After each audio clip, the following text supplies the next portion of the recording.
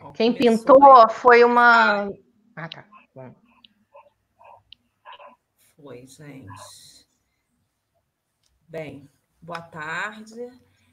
Nós estamos aqui hoje para o último encontro desse que é o primeiro ciclo de debates com o DASPB, Departamento de Acolhida, Saúde Psicossocial e Bem-Estar, ligado à PR4, que é a Pró-Reitoria de Assistência Estudantil, de Políticas e Assistência Estudantis. O tema dessa live é a importância do SUS e das práticas integrativas e complementares em tempos de pandemia. As práticas integrativas e complementares, as PICs, são recursos terapêuticos baseados em conhecimentos tradicionais voltados para a prevenção e promoção de saúde e também podem ser usadas para aliviar sintomas e tratar pessoas que já estão com algum tipo de enfermidade. Elas compõem a Política Nacional das Práticas Integrativas e Complementares. Nós vamos disponibilizar aqui para vocês o link para vocês terem essa informação. Eu sou Cíntia Magalhães, psicóloga do DASPB, e hoje, para ter essa conversa conosco, nós temos a professora Francis Valéria Costa e Silva, enfermeira, professora associada da Faculdade de Enfermagem da UERJ, doutora em saúde coletiva, facilitadora de biodança pelo Sistema Rolando Toro, e Renata Seixas, que é psicóloga do INTO, Instituto de Traumatologia, é hipnoterapeuta ericksoniana pelo IMHEP e da Santa Casa de Misericórdia do Rio de Janeiro e membro do Comitê de Práticas Integrativas da Sociedade Brasileira do Estudo da Dor. Bem, eu vou passar agora a palavra para a professora Francis. Obrigada, Cíntia. É um prazer estar aqui. E eu vou pedir, Cíntia ou Raquel, vocês podem colocar a apresentação, por favor?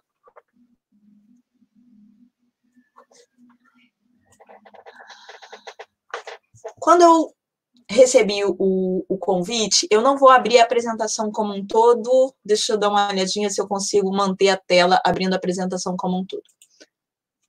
Bem, quando eu recebi o convite da PR4 para fazer essa apresentação, eu fiquei extremamente feliz. E fiquei feliz por quê? Porque a PR4, de alguma forma, é uma proposta que chega como uma concretização de uma parceria necessária para quem caminha como docente na universidade ou como técnico administrativo. Uma parceria do cuidado com aqueles que chegam para fazer a trajetória inicialmente como discentes e que, quem sabe, vão se transformar em parte do corpo dessa universidade de modo mais permanente. E aí eu quis trazer algumas imagens para compartilhar com vocês. E a primeira delas é essa imagem desse envelope, que é bastante conhecido meu, mas talvez uma boa parte das pessoas que hoje está no lugar do público discente da universidade, talvez nunca tenha tido um nas mãos, talvez nem tenha visto, para além das imagens da internet. E eu quis trazer o envelope porque até bem pouco tempo atrás, e aí coloca esse bem pouco tempo atrás, porque tempo é uma questão bem relativa, era essa forma de comunicação. Então, a Cíntia, da PR4, me fez um convite e essa mediação se fez por uma mensagem do WhatsApp e depois uma ligação através do WhatsApp. Mas na época que eu era aluna da universidade, quando eu precisava conversar com alguém que ficava a mais do que 1 hora de distância da minha casa, com quem eu não encontraria com muita frequência, o caminho era uma carta. E assim, a carta chega, inicialmente a Cíntia fala, queria falar com você porque eu sei que você é enfermeira, me disseram que você trabalha com práticas integrativas. Na verdade, eu trabalho mais com as práticas integrativas no universo da faculdade de enfermagem e, de alguma forma, isso encontra com o trabalho no hospital universitário. Nesse convite, que veio a partir de uma conversa e não de um texto escrito, como era o habitual, né? E eu não tinha uma carta escrita, eu tinha uma declaração do tempo que eu fui monitora da Faculdade de Enfermagem da UERJ, uma carta datilografada. Eu quis marcar esse número aqui. Olha a data, 1988. Ok, muitos de vocês que hoje estudam na UERJ talvez não tivessem ainda nascido, mas não tem tanto tempo assim. E por que eu estou repetindo isso? Porque a proposta é falar um pouco sobre o Sistema Único de Saúde e a chegada das práticas integrativas nesse contexto. E eu convido a essa conversa sobre a importância do Sistema Único de Saúde e das práticas integrativas e complementares em tempos de pandemia, na perspectiva de quem faz uma conversa que é absolutamente fundamental, quem toca num tema que deve fazer parte do nosso cotidiano, partilhando uma xícara de café. E mesmo os temas bastante complexos precisam ser fluidos, precisam integrar o nosso cotidiano e trazer a questão do Sistema Único de Saúde como um espaço que nos dá acesso a uma infinidade de possibilidades de cuidado é algo que merece fazer parte do nosso cotidiano, tanto quanto uma xícara de um bom café. E essa história, ela tem um marco importante, que é a Constituição da República Federativa do Brasil, de 1988, que no seu artigo 196 vai dizer que saúde é um direito de todos e um dever do Estado. Esse direito vai ser garantido mediante políticas sociais e econômicas que visem a redução do risco de doença e outros agravos. Mas eu quero que vocês prestem atenção nessas últimas 3 linhas. Para garantir a saúde, eu também preciso garantir o acesso universal e igualitário às ações e serviços de saúde para sua promoção, proteção e recuperação. Então, o Sistema Único de Saúde, o SUS, é um braço fundamental no alcance do direito à saúde. E aí, trazendo uma outra memória, talvez um pouco mais próxima, mas contemporânea, década de 80, uma música do Legião Urbana, que eu não consigo dizer em que contexto foi construída, mas que tem esses 2 versos que falam desse tempo, de antes do Sistema Único de Saúde. Sem carteirinha não tem atendimento. Carteira de trabalho assinada, sim, senhor. Olha o tumulto. Façam fila, por favor. Quando eu estava montando essa organização dessa fala, eu liguei para minha mãe e perguntei a ela se a minha carteirinha do INAMPS ainda estava por lá. Como eu faço um bocado de bagunça nos meus guardados antigos, que na verdade são dela, ela disse que não encontrou. Encontrou a do meu irmão. E aí eu catei essa emprestada na internet. Tem muitas desse tipo. Esse era o passaporte para ser atendido num serviço de saúde. Para quem tinha carteirinha, o ingresso era de algum modo garantido. Mas quem é que tinha uma carteirinha como essa? Quem tinha uma vinculação com o antigo INPS, o Instituto Nacional da Previdência Social, que eram as pessoas que tinham um emprego formal, uma carteira assinada. E quem não tinha acesso. Ou dependia do que existia nos municípios e nos estados, cada um com o seu perfil. E assim, a chegada da Constituição, falando que saúde é um direito de todos e um dever do Estado, abre a possibilidade, ela amplia um direito para um grupo muito maior de pessoas. Nessa caminhada, o Sistema Único de Saúde brasileiro é uma referência em vários aspectos. Talvez muitos de vocês que estão assistindo tragam experiências não muito felizes, experiências de fila, uma consulta marcada no CISREG que nunca chega, uma espera por um procedimento cirúrgico. E essas experiências, que muitas vezes não são boas, moldam um discurso que é ruim, porque faz parecer que o SUS em si não é uma coisa boa e que não é uma ideia a ser defendida. E, na verdade, o direito à saúde e o Sistema Único de Saúde é um processo, é uma construção. E essa construção precisa de braços, de ideias, de defesa.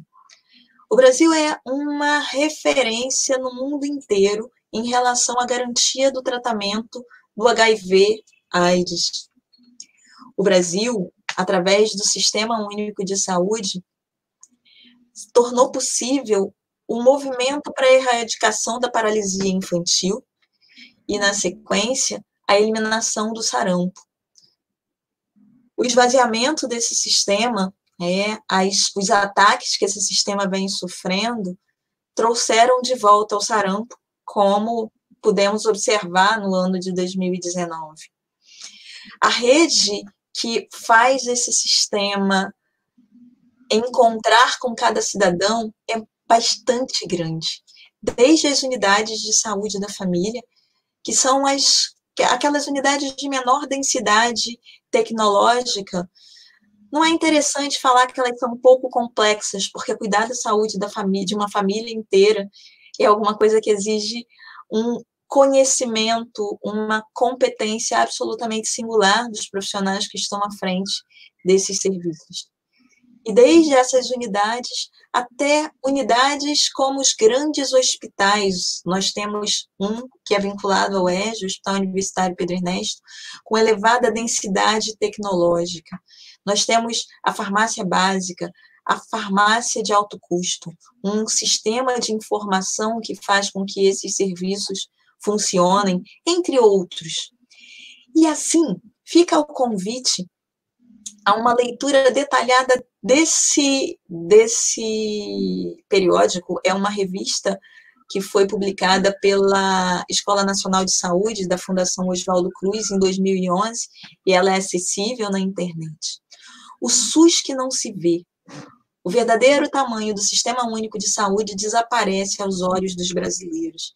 Nessa revista, vocês podem ler sobre o controle e a eliminação de uma série de doenças. Como falei, o sarampo, a poliomielite, nas bases desse Sistema Único de Saúde.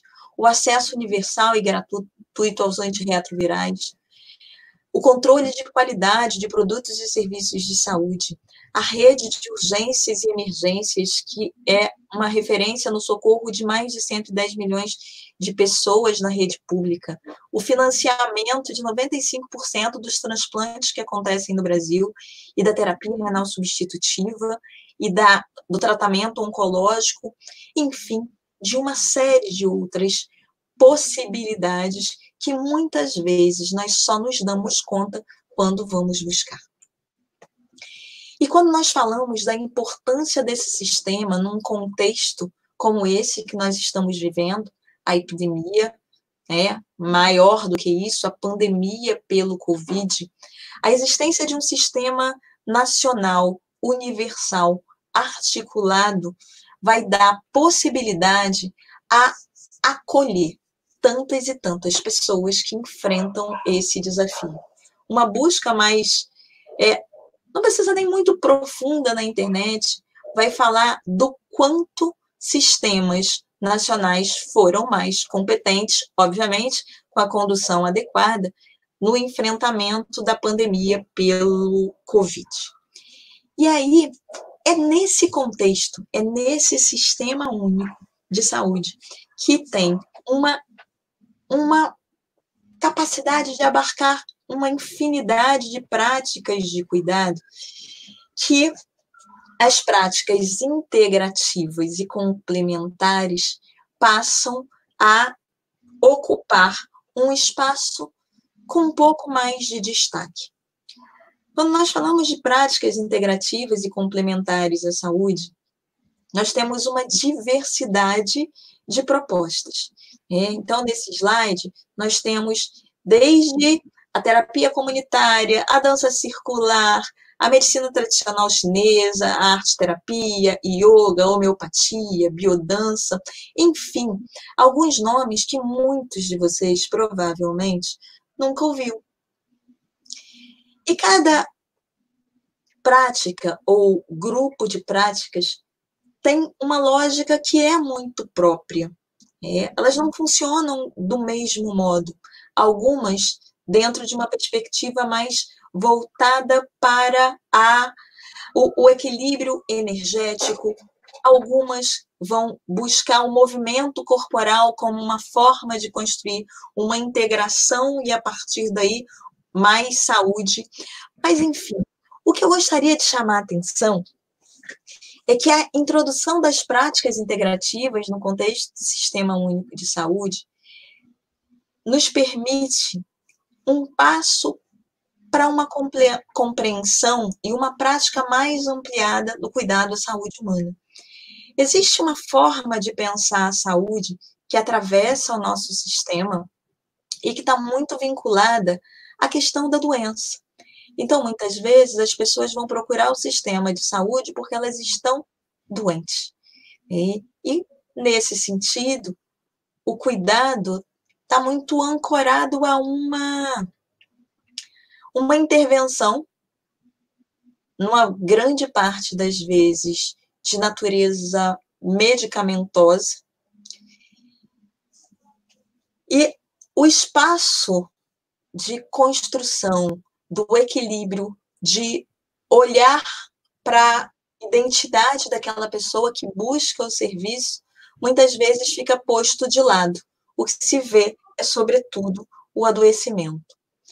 Quando, ao longo da última década, particularmente da última década, embora nós tenhamos algumas práticas no Sistema Único já lá no início dos anos 2000, mas foi principalmente nos últimos 10 anos, e particularmente nos últimos 3, que esse conjunto de práticas integrativas foi ofertado de uma forma um pouco mais ampliada no Sistema Único de Saúde, nós estamos trazendo uma nova concepção, ou melhor dizendo, estamos dando mais luz a uma concepção de saúde que é muito maior do que o tratamento de doenças.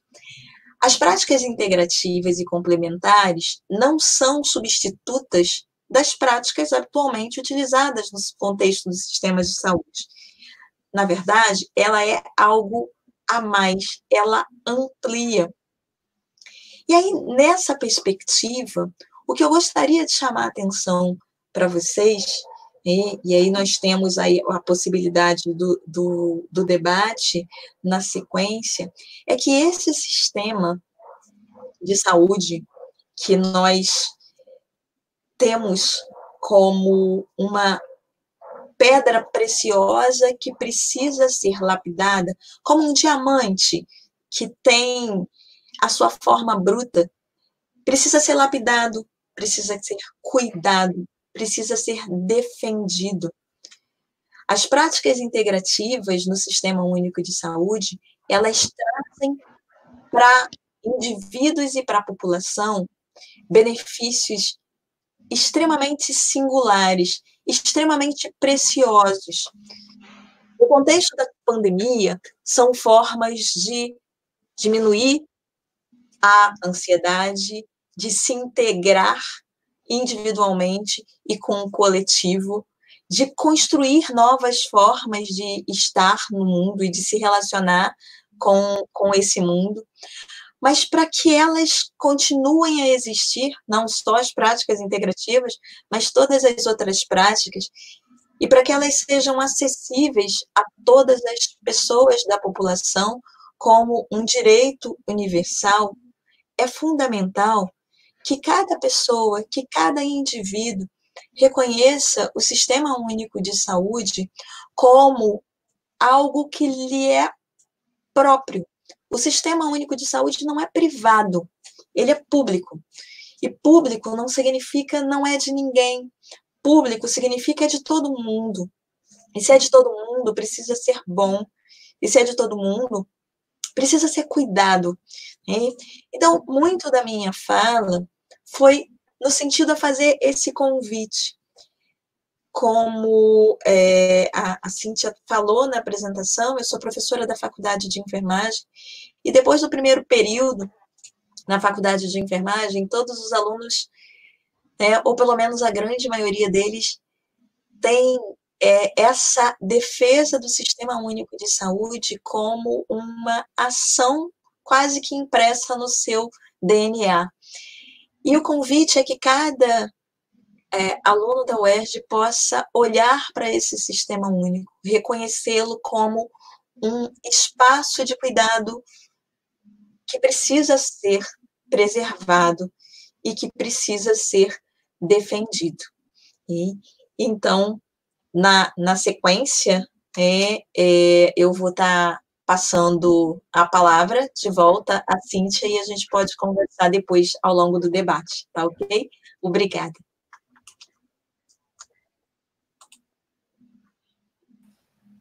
Muito obrigada, professora. Assim, a sua fala me provocou bastante, acho que despertou várias reflexões, ouvindo toda essa contextualização aí da trajetória do SUS. Eu fiquei pensando muito na PEC 55, que foi votada em 2016 no governo Temer, em que ela congela os gastos da educação e na saúde, os investimentos por 20 anos, infelizmente é isso, são investimentos e naquele momento foi considerado como gastos.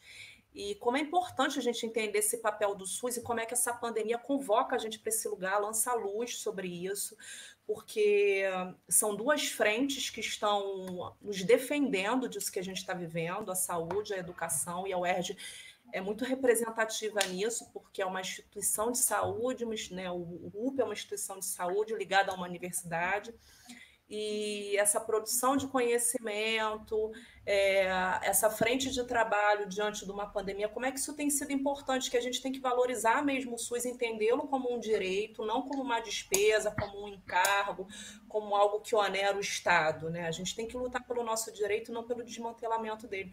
Então, eu achei muito bacana assim, você pontuar essas conquistas e essa trajetória, né, para a gente poder entender e valorizar isso que a gente tem, né? Acho que a gente tem que conseguir poder lutar pelas nossas conquistas e não desmantelá-las.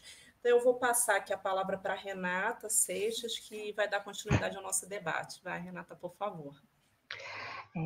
Boa tarde a todos. Eu sou Renata Seixas, né? Vou tentar complementar um pouquinho o que a Raquel brilhantemente trouxe para a gente hoje. Eu comecei também a minha jornada profissional no UP, né? Eu trabalhei com a Cíntia no programa de apoio psicopedagógico ao estudante, então eu tenho um carinho especial também por esse programa, porque me recorda muito o trabalho que a gente começou lá algum tempo atrás, que a gente não precisa entrar em detalhes aqui. E eu queria trazer um pouquinho tentar aprofundar um pouquinho a discussão do que a Raquel trouxe sobre as práticas integrativas e a importância do SUS, né? Um dos detalhes que eu acho muito interessante é porque se chama práticas integrativas, né? A gente tem um conceito no SUS que é universalidade, que é o que a Raquel falou, que o SUS é para todos, e a integralidade, que é o que a gente entende como a capacidade inerente de compreender o ser humano como um todo. A isso se chama holístico. Holístico, na realidade, significa todo, integral. É uma referência ao estado integral, uma visão integral, é uma visão total do ser humano, do indivíduo, como um ser total, de multifacetas, né? Física, mental, emocional, social, espiritual, cultural. Então, é uma forma que o SUS tem de garantir que o indivíduo seja visto como um todo. Daí a passagem de identificar a saúde não apenas como ausência de doença, mas como um bem-estar físico, psíquico e social, biopsicossocial. E eu acho muito interessante essa referência do que é o holístico, porque muitas pessoas entendem holístico como místico, né? Quando o holístico, na verdade, é uma visão integral, do que é o que o SUS preconiza, né? Então, a gente sai de uma escola muito mecanicista da clínica médica, não só médica de uma maneira geral, da clínica de saúde voltada para extirpar os sintomas, para calar os corpos, para calar os indivíduos, né? E a gente evolui para uma visão holística, que é uma visão integral, que é uma visão do sujeito como um todo. E isso garante também uma confluência, né, com a criação do SUS e com o que é preconizado com a luta pelos direitos humanos, né? Então, quando a gente fala de violência, quando a gente fala de paridade, quando a gente fala de racismo, quando a gente fala de feminismo, a gente está falando de uma busca de direitos e a saúde está entre eles, né? Então, garantir que a saúde seja para todos e que o ser humano seja visto de uma maneira holística, de uma maneira integral, ela é o que o SUS preconiza. E eu queria trazer um pouco essa necessidade de desmistificar tanto o que é holístico do que é o SUS. A gente entende através, e principalmente nessa pandemia, ficou assim muito evidente, né, através da mídia, o SUS como algo totalmente desmantelado, desconexo, quebrado, né? É se vendida uma falência do Sistema Único de Saúde através da mídia. E é importante a gente refletir por quê, né?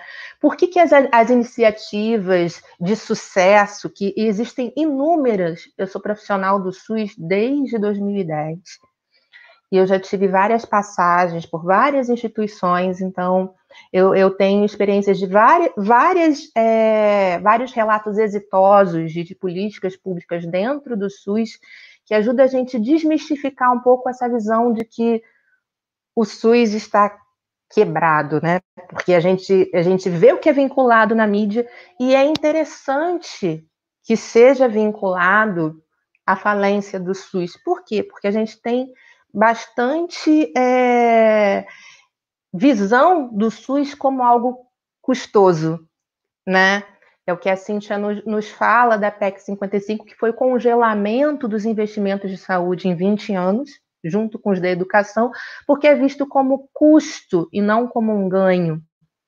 Então, é importante a gente desmistificar um pouco essa noção de que o SUS é um sistema que não produz. Pelo contrário, o SUS produz muito. E as práticas integrativas estão, a partir disso, contribuindo com o SUS, né? O que a gente pensa em termos de produção quando a gente pensa em práticas integrativas? Quando a gente sai do binômio saúde e doença para o binômio de saúde e bem-estar, a gente começa a ter um fortalecimento, como a Raquel disse, do sistema de saúde básico. O que é o sistema de saúde básico? Que são as UPAs, são a clínica da família, são os ambulatórios de atenção básica. Então, a gente tem uma crescente preocupação ao longo do tempo, através das práticas do SUS, de incluir ações que causem bem-estar e não apenas curem as doenças, né? Então, a gente tem uma integração de vários profissionais de saúde, terapeutas ocupacionais, educadores físicos, né? Musicoterapeutas, terapeutas holísticos, terapeutas integrativos, que a gente não pensaria há 15, 20 anos atrás, porque não são propriamente especialidades profissionais que curam doenças, né? Mas que elas atuam terapeuticamente, providenciando um bem-estar físico que, sim, pode ter remissões dos sintomas. E qual é a importância das práticas integrativas dentro do SUS? Se a gente pensa em termos de custo e benefício, né, uma boa parte das práticas integrativas, elas enfocam um custo-benefício muito maior, no sentido que são práticas de baixo investimento, né? Então, você não precisa, muitas vezes, de muitos acessórios, medicamentos, settings específicos, grandes aparelhagens tecnológicas. A gente precisa, muitas vezes, de um profissional capacitado e um público necessitado para que a prática integrativa se dê. Um conceito muito interessante é o conceito de tecnologia em saúde, né? Quando a gente pensa tecnologia em saúde, a gente pensa em tecnologia máquina, tecnologia ferramenta, né? Exames de última geração, testes rápidos, vacinas estratosféricas, né? Grandes aparelhagens. E aí, agora na pandemia, a gente vê grandes aparelhos enormes de investigação de imagem, de ressonância magnética, de tomografia computadorizada, grandes aparelhagens médicas, de grandes hospitais que têm recursos de macas e acessórios, e por isso que a saúde é vista como um gasto, né? Porque quando a gente pensa em tecnologia, a gente pensa em modernidade, a gente pensa em coisas duras, o MER chama de tecnologias duras, né? Que é a tecnologia concreta. Mas o que a gente tem de mais moderno, não só no SUS, mas em termos de saúde, é o que a gente chama de tecnologias leves. O que são as tecnologias leves? São as tecnologias de cuidado. Pois é, o que vocês ainda não...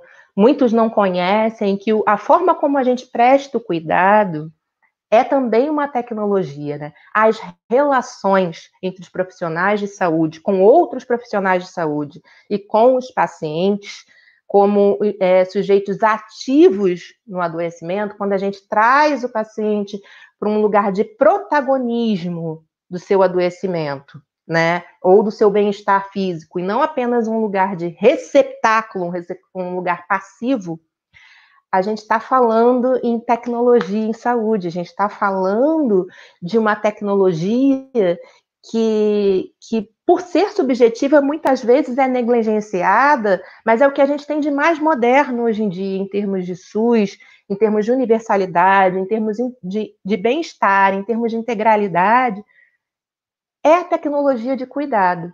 E aí as práticas integrativas, elas estão em ponta, como uma forma nova e moderna, que para a maioria das pessoas é moderna, porque é relativamente recente, né, de 2006 para cá, de elevar uma certa excelência no cuidado. Então, elas são iniciativas de baixo custo, que não precisam de muita aparelhagem, não precisa de muita tecnologia dura. Ela traz ênfase às tecnologias leves, à relação entre o paciente e o profissional de saúde. E ela está disponível, o que não é muito divulgado, né? Eu acho que a maioria de nós, assim, não tem contato, como a Raquel falou, nunca ouviu falar de reiki, de hipnose terapia, de imposição de mãos, de biomagnetismo, de naturopatia, e muitos de nós ainda acreditam que isso é inacessível, né? Que a população, de uma forma geral, não tem acesso a isso. Mas existe.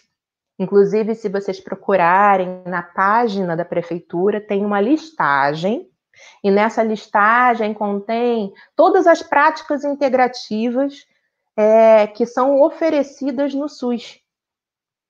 Então, postos de saúde, clínicas da família, ambulatórios, até dentro dos hospitais gerais e os hospitais de terceiro porte, que a gente chama, que é o que eu trabalho, que é um hospital de ortopedia, tem muitos profissionais trabalhando com práticas integrativas, e isso já foi mapeado, né? Isso está no sistema para que as pessoas possam ter acesso, que a gente não tem muita divulgação.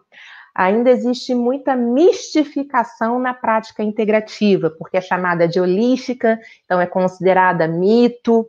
Muitas pessoas veem interferência das práticas religiosas com as práticas integrativas, o que também é um mito, porque a espiritualidade não no sentido de religião, mas como um eixo fundamental do indivíduo, que compõe a visão holística, a visão integral dele. Então, cada vez mais existem mais debates sobre espiritualidade, mas isso é comumente confundido com religião, com crenças, com mitos. Então, a população ela ainda tem muito receio de buscar isso no sistema de saúde. E alguns pacientes têm muito receio de que as práticas integrativas, por serem holísticas, sejam, na realidade, mágicas. E não é mágico. É tudo muito comprovadamente científico. Cada vez mais os profissionais de saúde estão investidos, né, de esforços para poder cientificar as práticas integrativas. Então, tem vários ensaios clínicos falando sobre isso, tem vários artigos publicados.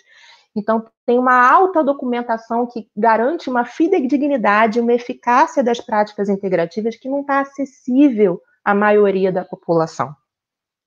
Não está acessível em termos de divulgação, mas ela está ali, ela está presente. E a prática integrativa ela é inclusiva também, porque profissionais de várias linhas podem se especializar nelas, né? Então, não é uma preconização do médico, ou do enfermeiro, ou do psicólogo.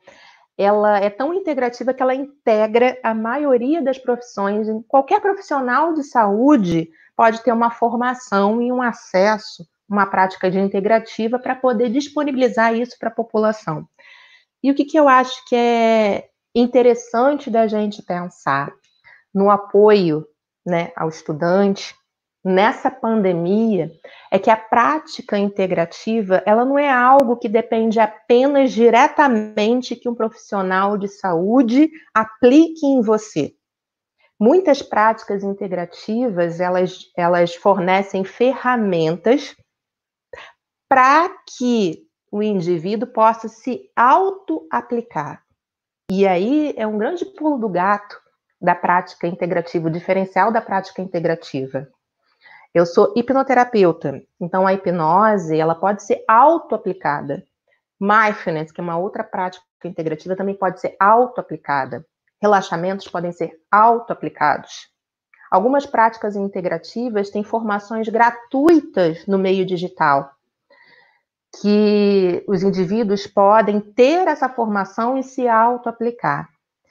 E é muito interessante também que esses indivíduos, eles não só aprendem a se auto-aplicar, mas eles atuam como multiplicadores na comunidade.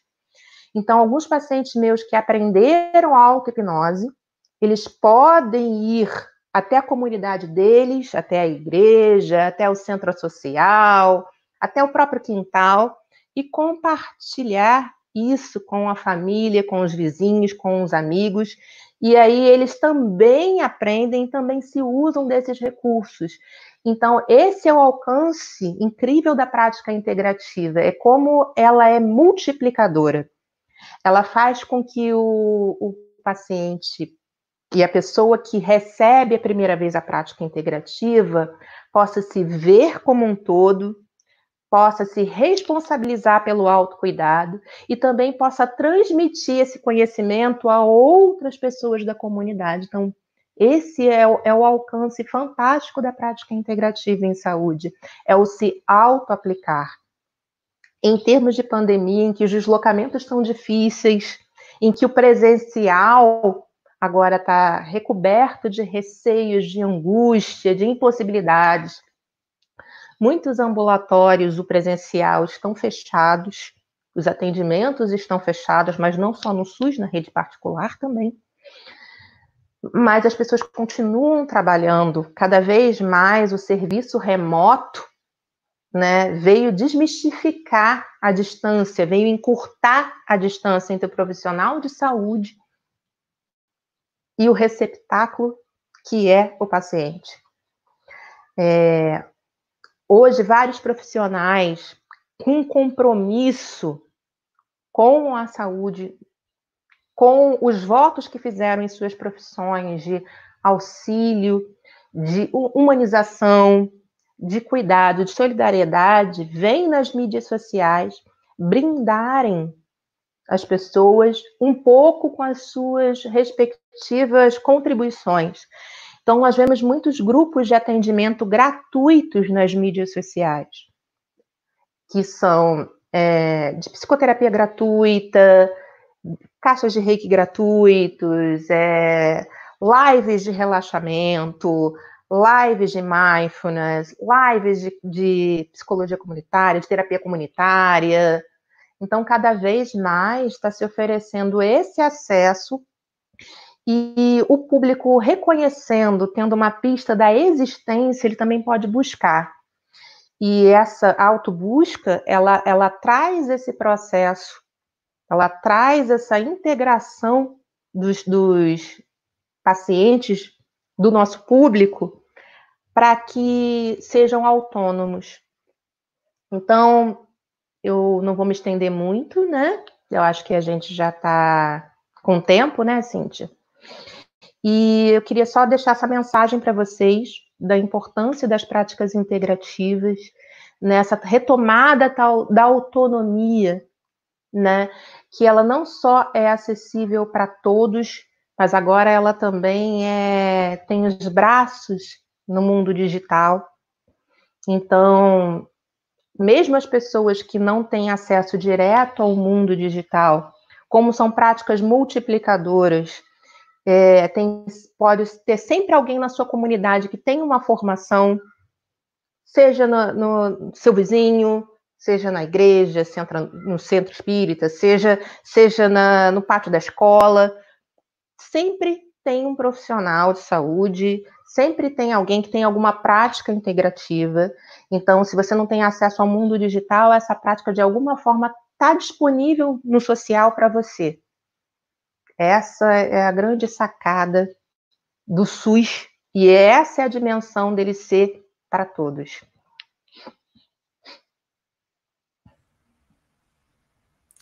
Muito obrigada, Renata, pela sua contribuição. Só uma correção aqui, a professora Francis, Raquel é a pedagoga do DASP. Desculpa, Francis. Que está aqui. Eu falei várias vezes, Raquel. Está nos dando um suporte técnico.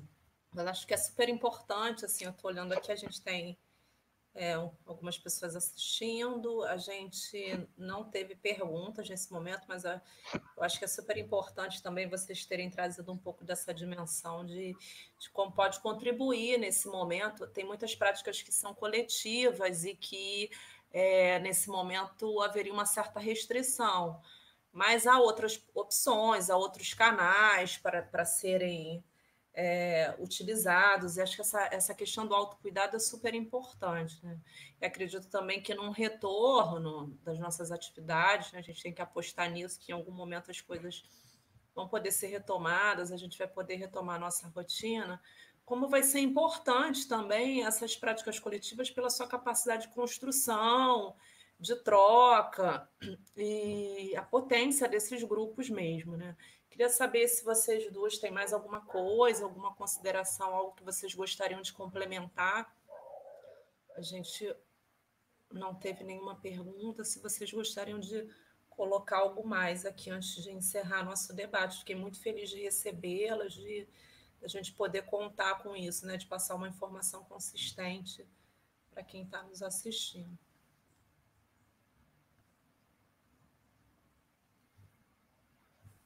Microfone.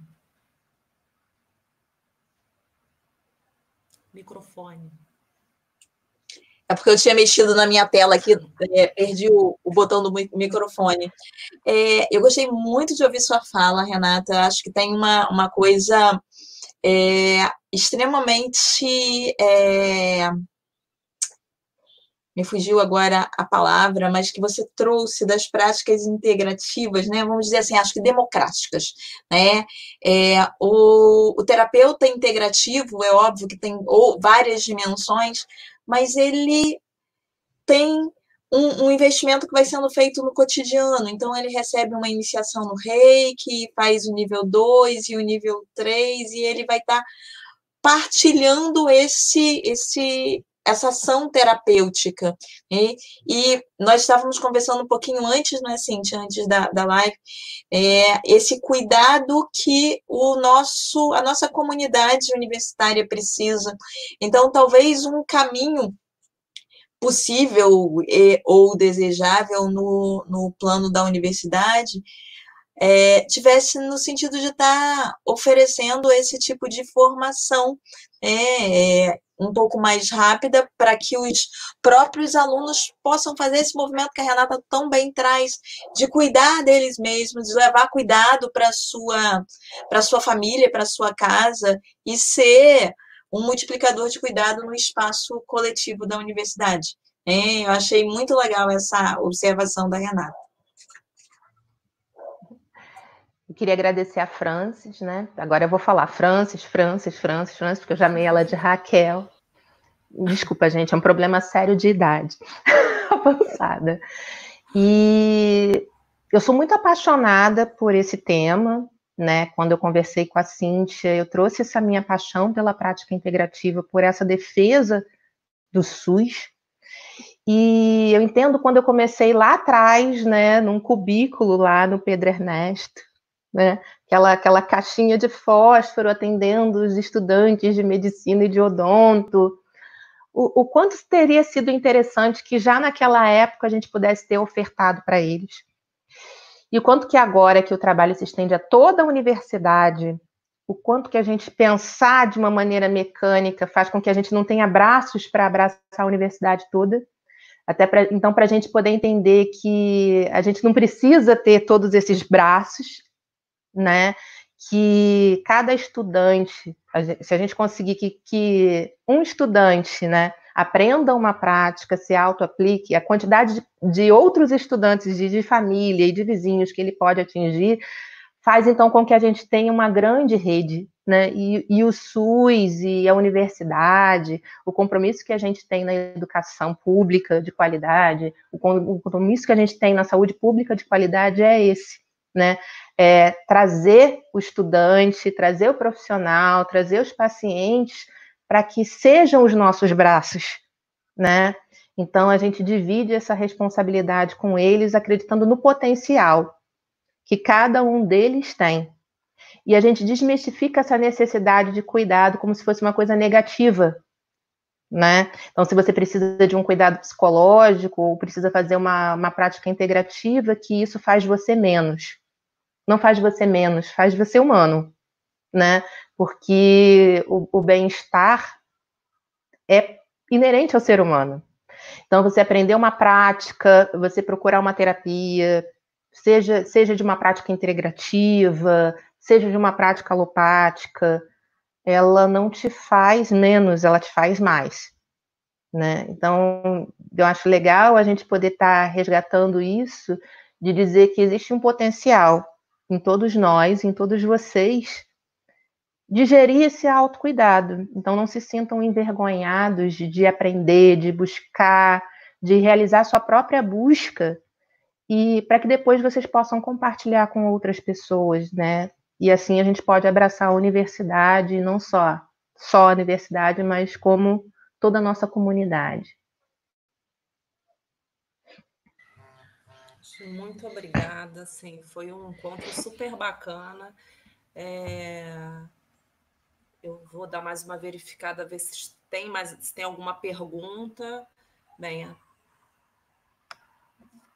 olha, tem uma pergunta aqui que é da Yasmin. Boa tarde, gostaria de perguntar o que acham do SUS referentes a pessoas LGBTQIA+, seja posto em currículo, por exemplo, na enfermagem, a UERJ, e não apenas como projeto de extensão? Eu não entendi muito bem a pergunta da Yasmin aqui. Eu acho que ela está querendo perguntar mesmo alguma coisa referente a um público específico. Eu Se a acho que Yasmin quiser tem. complementar a pergunta. Perdão, pode falar, Renata, pode tomar a palavra aí que você. Essas políticas de LGBTQ+, junto com as políticas de resistência ao racismo, ao feminismo, elas agora são pauta de estudos, né? Em muitas carreiras. Faz parte do nosso currículo a gente se aprofundar nessas questões. Só que isso ainda é relegado a um nível secundário, né, em termos de protagonismo, como projetos de extensão e não como grade formal do currículo. Pelo que eu entendi, eu acho que isso é um pouco a questão que a Yasmin traz. Eu acho muito interessante, isso é uma discussão muito atual, quando a gente pensa em atendimento diferenciado para esse público, em termos de SUS, é pertinente, não é exclusivo, pelo contrário, é inclusivo. Um exemplo muito interessante, por exemplo, é o acesso de pessoas trans homens trans que têm corpos de mulher e são tratados no sistema de saúde da mulher, né? Então, nós temos pessoas que nasceram com gênero feminino, tornaram-se homens trans, e quando eles chegam num ginecologista, né, não tem um preparo, né? Não tem um preparo do público, do profissional de saúde, de como atender, como se comportar em relação a um homem que entra no consultório de uma ginecologista ou de uma enfermeira ginecológica para ter uma consulta ginecológica, porque apesar dele ser homem, ele tem vagina, ele tem útero, ele tem ovário, e ele precisa tratar. E como a gente convence a esse público que, apesar dele ser homem, né, ele tem uma vagina, ele tem um ovário e precisa tratar. E é difícil dele chegar ao sistema de saúde, seja pública ou privada, por conta do preconceito. Porque como que é um homem que chega numa sala que só tem mulheres? Mas ele tem útero e tem ovário, então ele precisa fazer uma revisão ginecológica. Então eu acho que a gente, como profissional, seja de enfermagem ou qualquer profissional que atende esse público, tem que se instrumentalizar. A gente tem que entender essa sacada, que para a gente ser mais universal e inclusivo, a gente precisa entender as particularidades desse público. Então, eu acho que sim, eu acho muito pertinente que isso vire uma pauta permanente e não apenas um projeto de extensão. E eu acho que os movimentos sociais de visibilidade vêm para se unir a isso, para que isso se torne uma pauta e não apenas um projeto de extensão, porque nós, como profissionais de saúde, a gente precisa aprender. Não basta a gente achar que a gente está exímio de preconceito quando chega uma situação, por exemplo, dessa, e a gente não sabe como fazer um atendimento à mulher, para um homem trans, né? Como que, até pouco tempo atrás, na lei, o homossexual, quem tinha relações sexuais homoafetivas não podia doar sangue. Por quê? Porque a homossexualidade, ainda pela lei, era considerada padrão de risco. Isso foi uma coisa que começou na época da AIDS, né? Na época que virou a epidemia da AIDS, é que a população homossexual era a população de risco, porque era promiscuidade.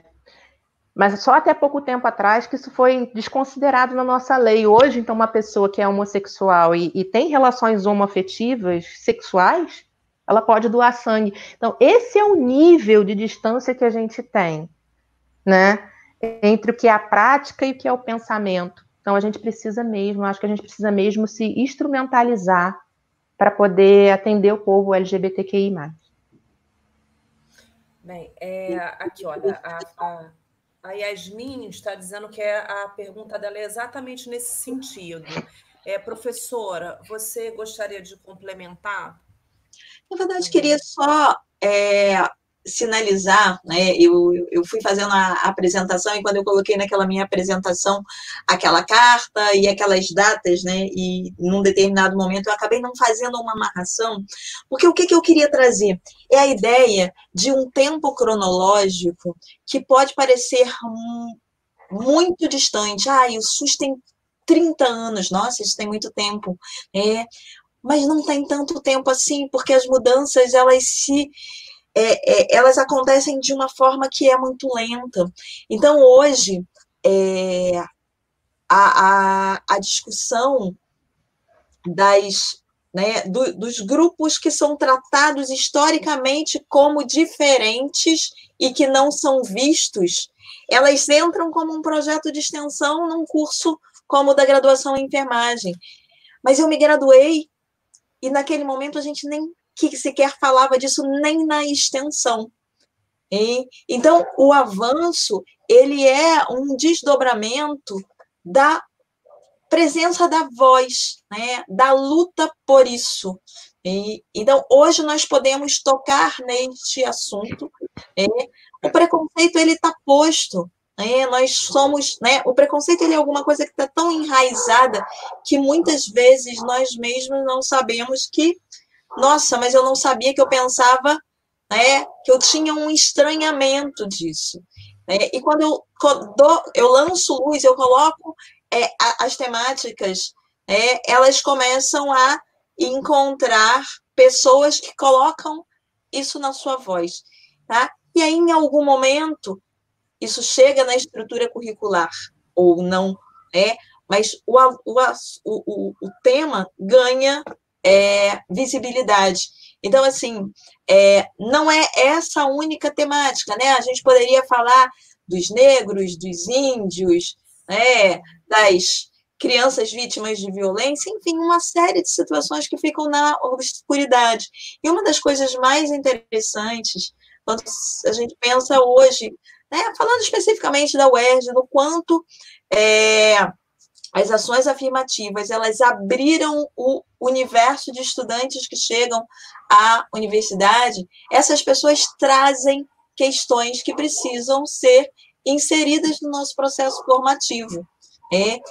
Hoje, nós estamos caminhando num outro desenho, não sei se a palavra é um outro desenho, mas o processo que hoje a universidade está construindo, que é a chamada curricularização da extensão, que talvez seja o lugar de incluir essas temáticas. Porque quando eu falo assim, não, por que eu só trato nesse assunto na extensão, dá a impressão de que a extensão é menos do que o resto. E aquela história do tripé que sustenta a universidade, ensino, pesquisa e extensão, quer dizer que a extensão é um tripé capenga? Talvez o caminho seja a extensão mesmo. Não sei. Acho que a gente precisa falar sobre isso para ver qual é o lugar que dá a uma infinidade de temáticas que atravessam a saúde e o bem-estar humano, possam ser experimentadas pelas pessoas que vão escolher, que escolhem como profissões, profissões que cuidam de seres humanos nas suas múltiplas expressões de vida, de modos de adoecer, de viver saudável, de estar no mundo. Então, acho que é só um pouco uma reflexão adicional. Muito obrigada, professora. Deixa eu checar aqui, ver se tem mais alguma pergunta. Não, por enquanto não temos mais nenhuma. Mas super importante mesmo a gente... aqui a Yasmin Barcelos agradeceu Renata, agradeceu a professora.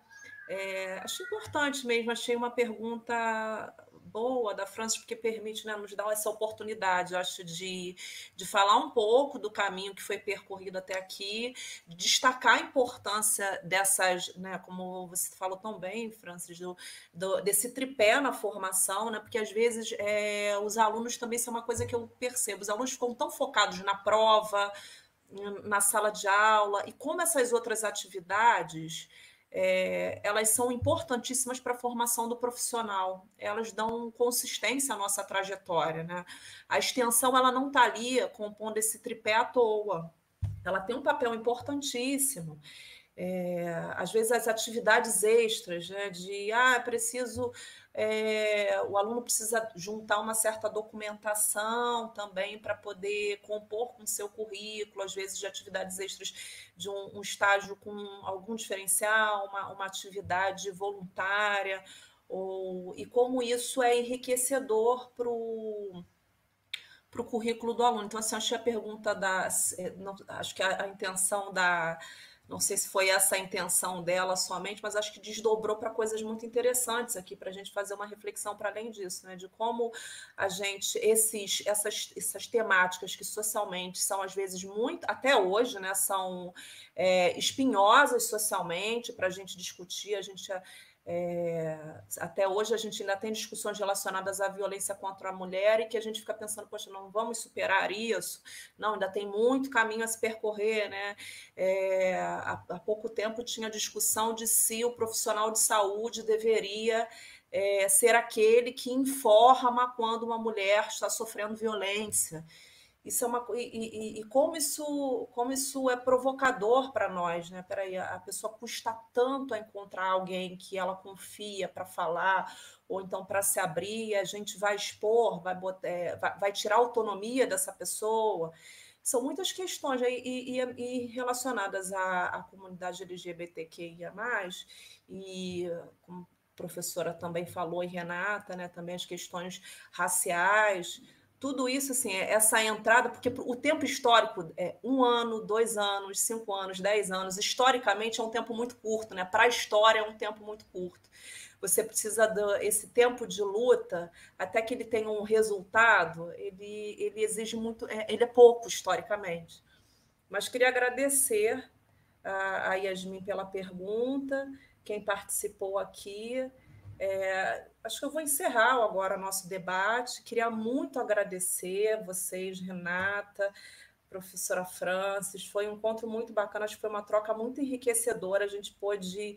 Eu acho que isso aqui a intenção talvez não tenha sido essa inicialmente, mas acabou sendo um discurso também muito em defesa do SUS, que eu acho que é super importante, a gente tem que ter isso em pauta sempre, especialmente dentro da universidade, então acabou que serviu para isso também, né, para a gente defender o nosso Sistema Único de Saúde, que é o que está nos dando suporte nesse momento. O Sistema Único de Saúde é educação, pesquisa.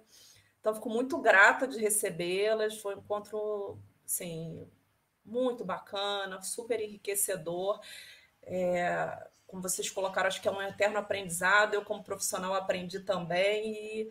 E é isso aí, né? Vamos caminhando juntos. Então, queria desejar uma boa tarde para quem nos acompanhou e espero que outros encontros assim aconteçam, né?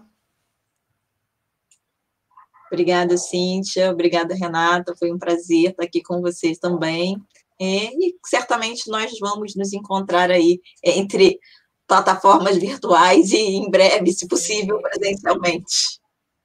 Sim. Queria agradecer a Francis, a Cíntia, a Raquel também pelo convite, né?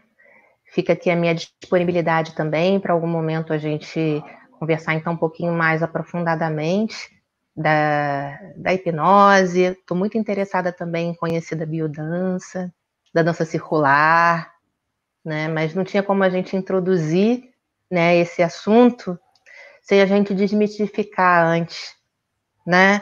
E eu acho que a ferramenta, a gente tem que vender bem a ferramenta para as pessoas quererem utilizar. Então fica aqui o meu oferecimento de uma segundo tempo, a gente pode fazer, de repente, alguma coisa assim mais interativa com vocês. Espero que vocês se sintam instigados a partir desse encontro, né? Para que vocês queiram mais. E aí a gente possa oferecer para vocês. Gratidão. Tá ótimo, muito obrigada, gente. Então a gente fica aqui por aqui. Uma boa tarde a todos e todas. Boa tarde.